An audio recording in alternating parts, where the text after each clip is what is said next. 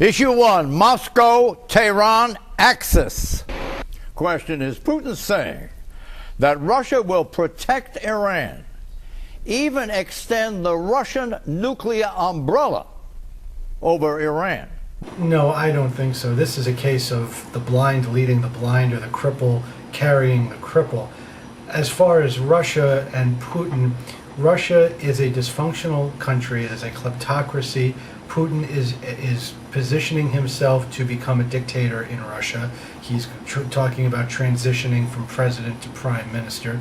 He has no moral authority within the community of nations, and the same, of course, is true for Iran. But I cannot fathom an attack against Iran despite the chest thumping of the more unstable elements in the neoconservative movement. Russia has its own problems. Iran has its own problems. Two problems put together does not necessarily make a solution. Okay, World War III. Question, does President Bush's warning about World War III remind you when the administration was drumming up support for the invasion of Iraq?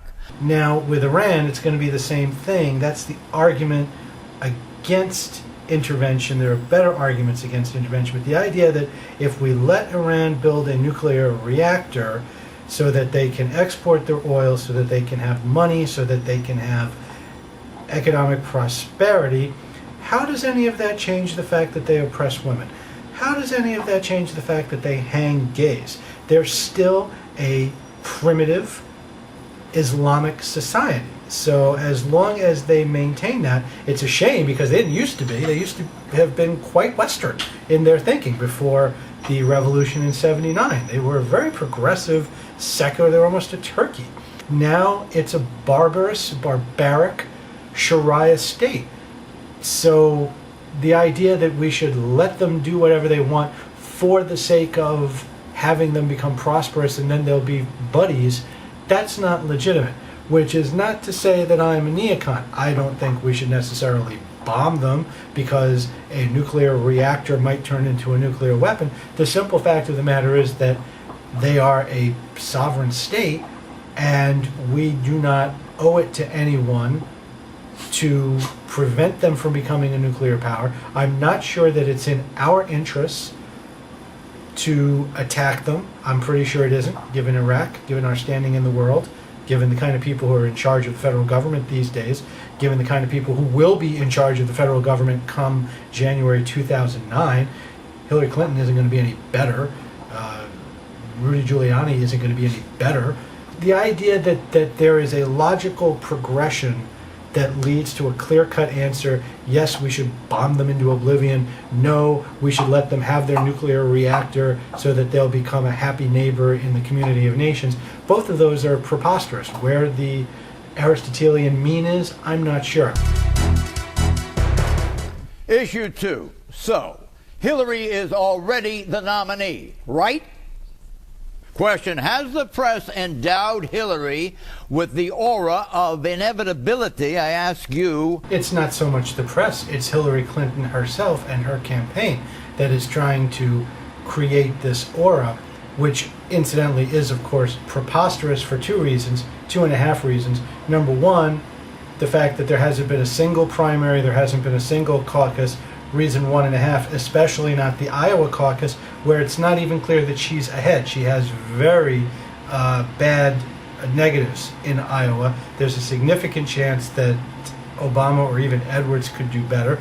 Ditto with South Carolina, obviously, for Edwards. And reason 2.5, because she still has 40 to 45 to 50% negative ratings. The idea that she's got 49%, well, yeah, that's because she has 51% who will not vote for her under any circumstances.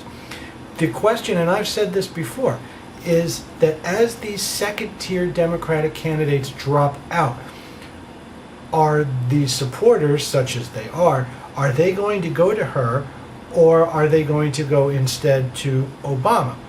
It seems to me anyone who knows that they support Hillary is supporting Hillary among the Democrats. I think that's going to be the case. I still think there is a chance for Obama. I don't want to sound too much like Andrew Sullivan, but I still think the best chance for the Democrats is Obama. If Obama's the nominee, he wins. any Democrat, I've said this before, any Democrat other than Hillary Clinton wins. If Hillary is the nominee, then it becomes more complicated. I don't think she automatically loses. I think it's complicated. Exit question cut off of the knees. On a political probability scale, 0 to 10, 0 meaning zero probability, 10 meaning metaphysical certitude, how probable is it that Hillary will be the Democratic nominee? 7. There's still a question of the intensity of the opposition, and people are going to start, in the Democratic Party, are going to start saying, what would be the impact of a Clinton nomination depending on how things play out in the Republican camp. It's not a given. It's just not a given.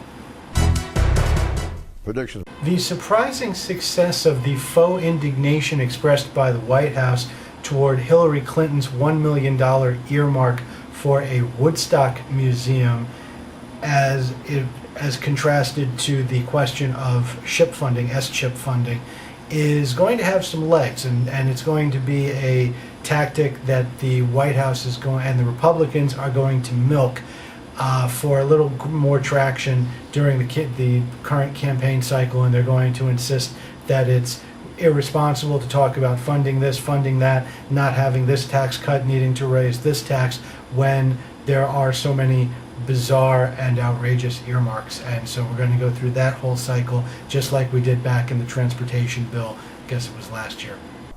Bye-bye.